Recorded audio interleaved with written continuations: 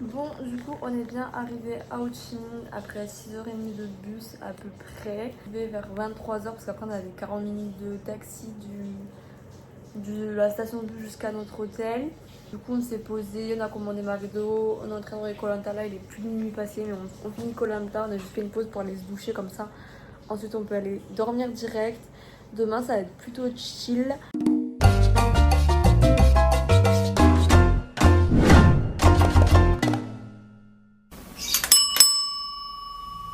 Hello les guys, il est 14h, on sort que maintenant, vraiment ce matin ça a été repos. Moi personnellement je suis très fatiguée, je suis toujours malade et ça. On se dirige au musée de la guerre. En fait ce qui est cool c'est que là, vu qu'on part à Bali le 25 et qu'on part d'ici, on a 3 jours pleins ici, donc on n'est jamais resté autant de temps au même endroit. Donc ça va nous permettre de pouvoir faire des journées un peu plus chill. Donc c'est pour ça qu'on s'est permis de chiller ce matin. Cet après-midi, musée de la guerre. Ensuite, en sortant, normalement, on va aller voir des apartment cafés. C'est un immeuble. Et juste sur les appartements, c'est plein de cafés avec chacun son thème et tout. Et après, peut-être ce soir, on ira voir s'il y a un night market ou quoi. Demain, ça va être aussi peut-être un peu plus intense. Ça dépend, voilà, ça dépend du programme.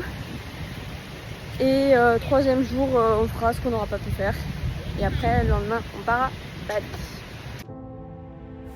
Au musée de la guerre à Ho Chi Minh City, l'histoire de cette guerre du Vietnam prend vie à travers photos, témoignages et vestiges militaires. Un lieu fort et émouvant où chaque salle nous rappelle les réalités du conflit et l'importance de la mémoire pour construire la paix.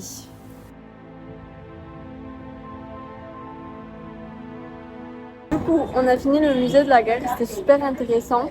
On l'a fait un peu plus rapidement que la prison à Roalo parce qu'on n'a pas trouvé de quoi prendre les audiobooks. Du coup, on a fait par nous-mêmes et du coup, ça s'avérait qu'on va forcément un peu plus vite. On lit pas forcément tous les panneaux.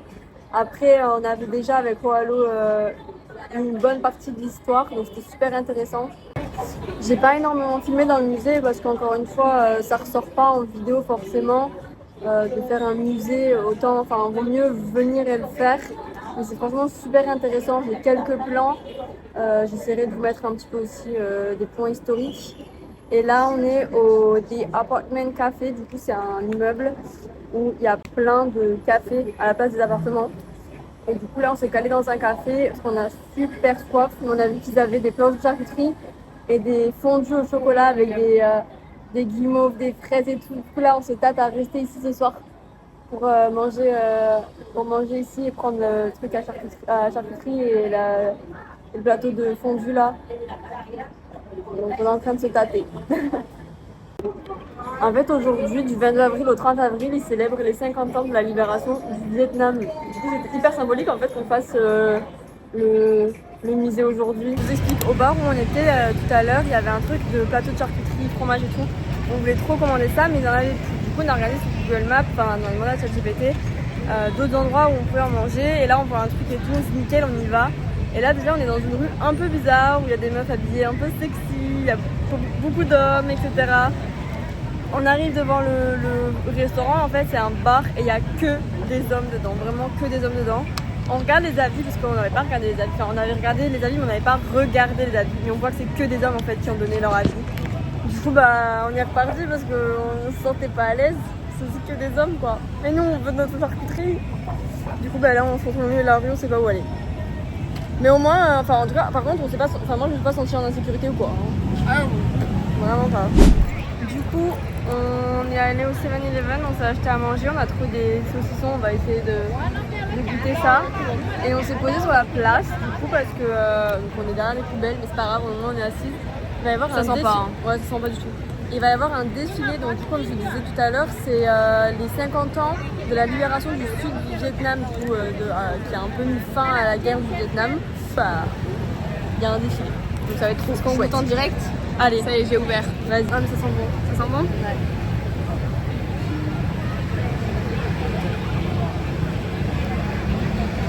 Ah ils sont bons, c'est bon.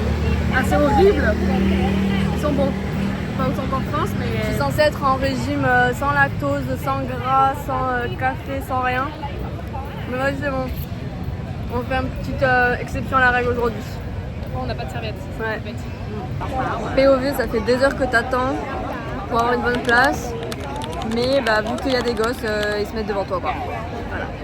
Alors qu'ils sont arrivés il y a 5 minutes. Ah.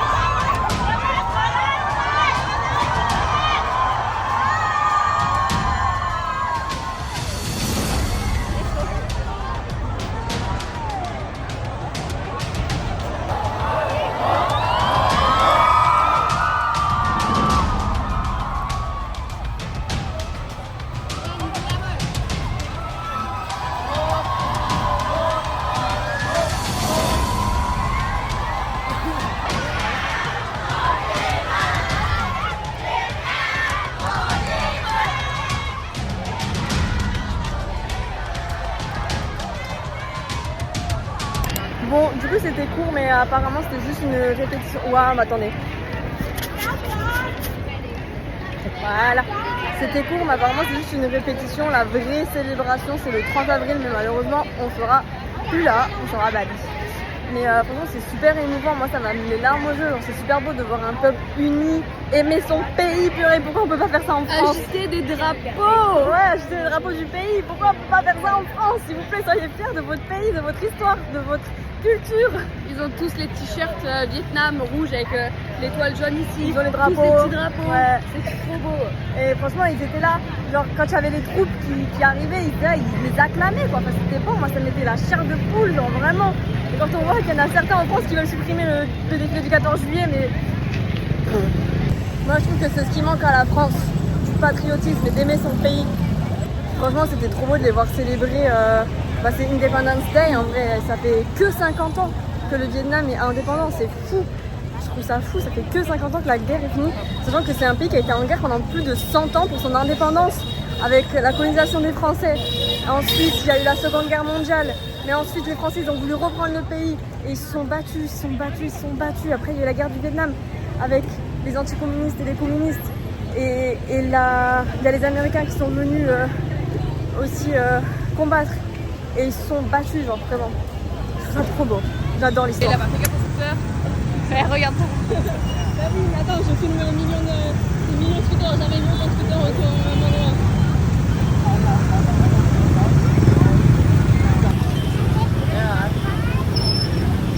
Sur les trottoirs. Hein? Eh oui, ça monte sur les trottoirs, c'était fou. Regardez-moi ça. Je vais me faire écraser. C'est une folie.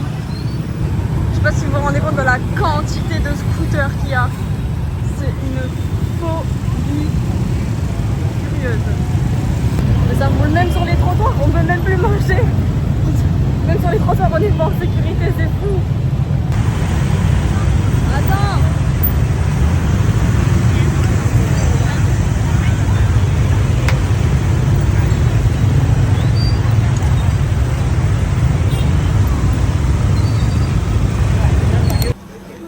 Alors Ivana, Délicieux.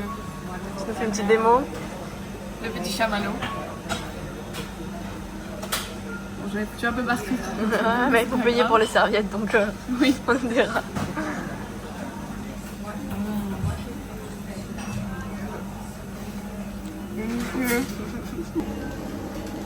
On n'a pas notre fondue savoyard, mais on a notre fondue au chocolat.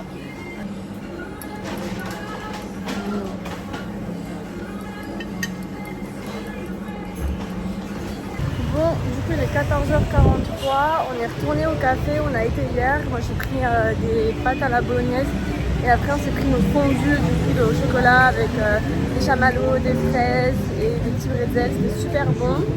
Ce matin on n'a rien fait, hein. Je vous dis vraiment Ho Chi Minh, on se l'a fait vraiment cool. On est vraiment fatigué, on a envie de pouvoir profiter à Bali. Et là du coup on va avoir la statue de Ho Chi Minh, après on va aller à la poste et après on verra ce qu'on fait. Voilà. Bon du coup là il y a la statue de Ho Chi Minh et là il y a un bâtiment, il est beaucoup trop joli. Bon on va pouvoir m'expliquer comment les meufs font pour rester les cheveux détachés. Déjà de 1 il fait trop chaud. Et de deux, avec le vent, j'ai une petite tigre sur mon visage. Regardez, quand il fait chaud là, ça me dégoûte.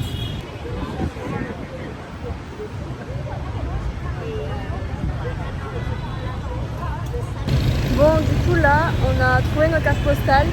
Donc on avait pensé tout notre cash, donc on n'a pas assez pour acheter des timbres, etc. Et après ce soir, tout à l'heure, on va aller dans un marché pour acheter encore quelques souvenirs et tout.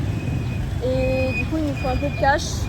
Donc je vais aller retirer, mais on sait pas trop combien retirer parce qu'en fait il nous reste ce soir et demain et après on part à Bali, donc on n'a pas envie d'avoir trop de cash parce que quand on fait l'échange et tout, on perd toujours un petit peu. Donc je vais essayer de retirer un peu, mais voilà, on est deux. Moi je sais pas combien j'ai dépensé ce soir au marché parce qu'il me reste encore plein de cadeaux à faire. Et bon après il me reste encore Bali pour trouver des cadeaux d'Asie, mais ouais là c'est compliqué, il faut que je traverse ça. On sait pas si 500 000 ou 750 par personne, ça nous irait. Du coup, quand vous avez trouvé vos cartes postales qui sont là au milieu, mais il y a aussi des boutiques, vous pouvez vous asseoir ici pour écrire vos petites lettres et après vous avez juste à les poster au bureau de poste. Mais là, il fait beaucoup trop chaud, il y a beaucoup trop de monde. Nous là, on va aller à l'église avant qu'elle ferme. Et on va essayer de trouver un petit café climatisé pour se poser, pour écrire nos lettres parce qu'on en a beaucoup et on reviendra les poster parce que vraiment il fait beaucoup trop chaud.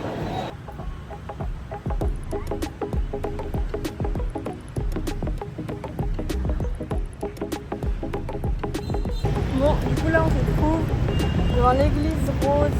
Et c'est trop dommage, on peut pas rentrer dedans, mais elle est trop belle. Elle me fait penser un peu au château de Disney. Et ouais, c'est fermé.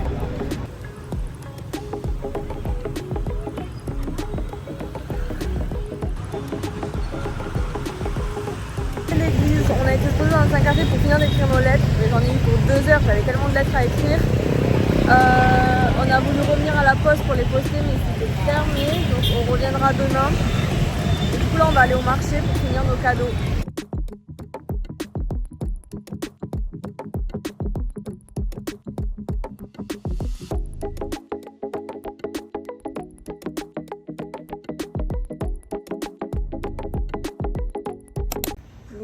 Il est 7h30 et je pars à une excursion pour voir les Kokichi tunnels. C'est des tunnels qui datent de la guerre du Vietnam et c'est un endroit aussi du coup où ils vont expliquer un peu les différents pièges qui avaient été mis en place par les Vietnamiens pendant la guerre. Du coup j'y vais toute seule parce qu'Ivana ça l'intéressait pas plus que ça. Et claustrophobe, donc elle se sentait pas d'aller dans des tunnels. Même si je pense que c'est pas tout le temps de la visite. Elle voulait quand même pas forcément venir, donc du coup j'y vais toute seule avec un tour organisé. J'espère que je serai avec un bon groupe et qu'il y aura aussi des backpackers. Et donc ça va me prendre toute la matinée et voilà.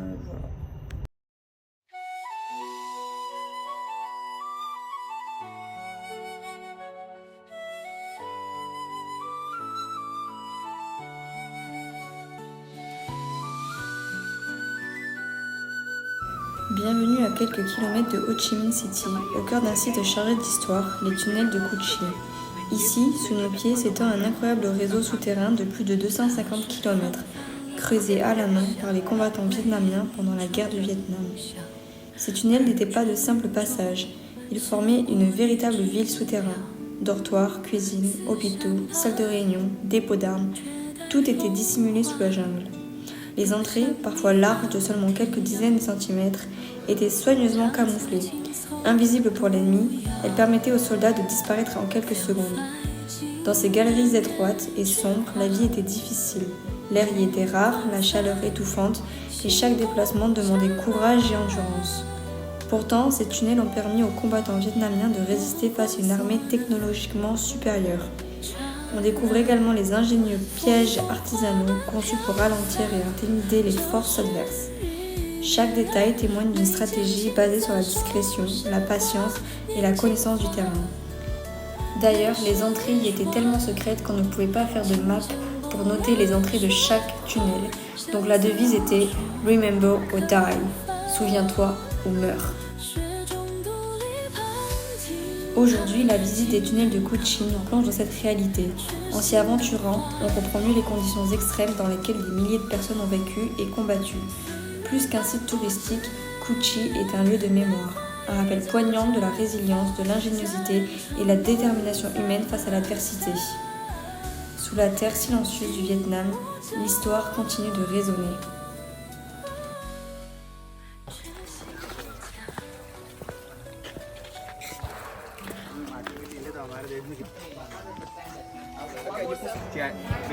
Oh, they have the bottom here. They have the way to out to trap from far side.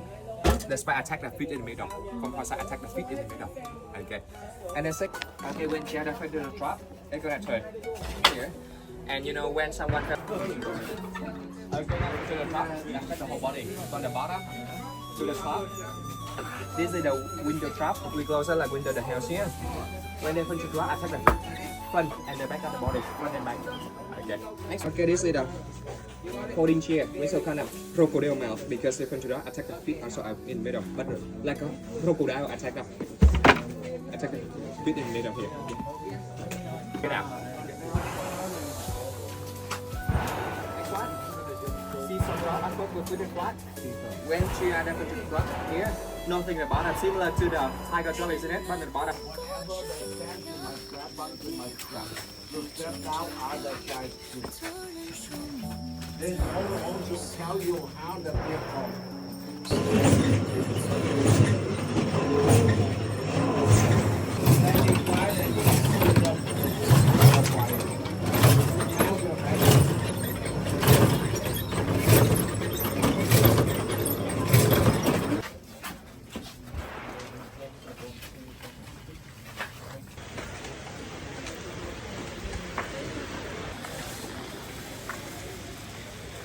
Je me suis chié dessus.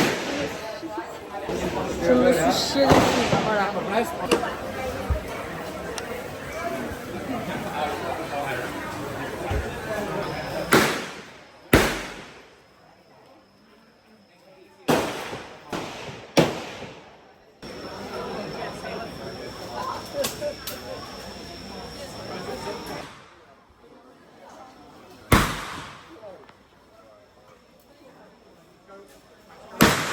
Were you there?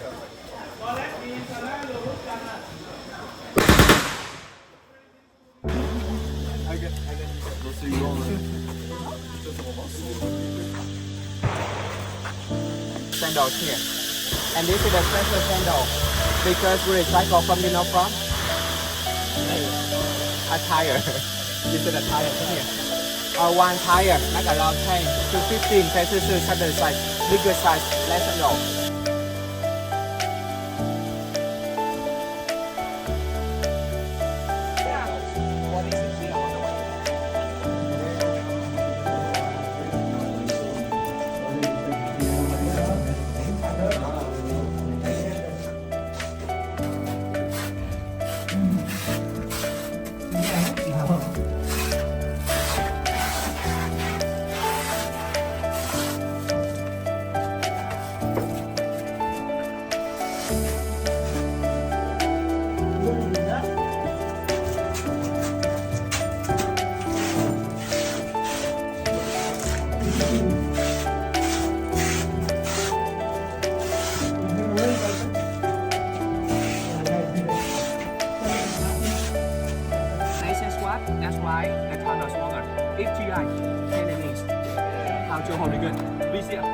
Where's my gun?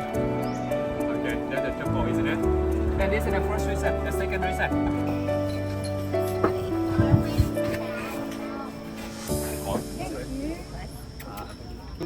Yuka Yam a lot of name. By Kanam Happy House. Oh, sorry, we cannot Gucci hamburger. Okay. And why Gucci hamburger? Because this is very popular during the war. And gonna rice, we see the soil here, we cannot do the rice. We have rice and meat, but we cannot send it here because general supply the enemy. See here? But luckily along the river, a lot of tabuka along the river. And we just bought when it get dirty, really hard to say. But later when this guy arrived at the village, he gonna mix with the local people. Bon, voilà, ça y est, c'est terminé le tour. Là, on sort du restaurant. Moi, je mange juste, j'avais pas faim. Mais franchement, c'était super intéressant. On a eu, déjà dans le bus, il nous a parlé, il nous a remis dans le contexte de la guerre, etc. Et après, du coup, on nous a expliqué le tunnel, comment ils ont été créés, tous les pièges et tout. Enfin, franchement, c'était super intéressant.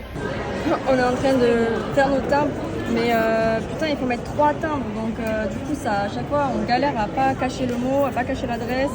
C'est l'enfer. Ça y est, on a posé nos lettres, mais c'était vraiment une épreuve. Hein, j'ai dû à certains moments réécrire un peu en dessous parce que ça avait caché la fin de la phrase, du coup c'était pas compréhensible et tout.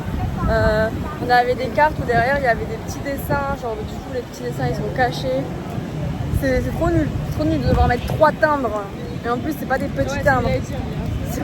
C'est pas des petits quoi. Donc, vraiment, j'espère qu'elles vont bien tout arriver à destination parce que là ça va me saouler.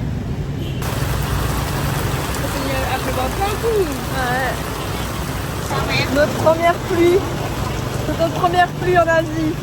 Enfin, notre première vraie pluie en Asie.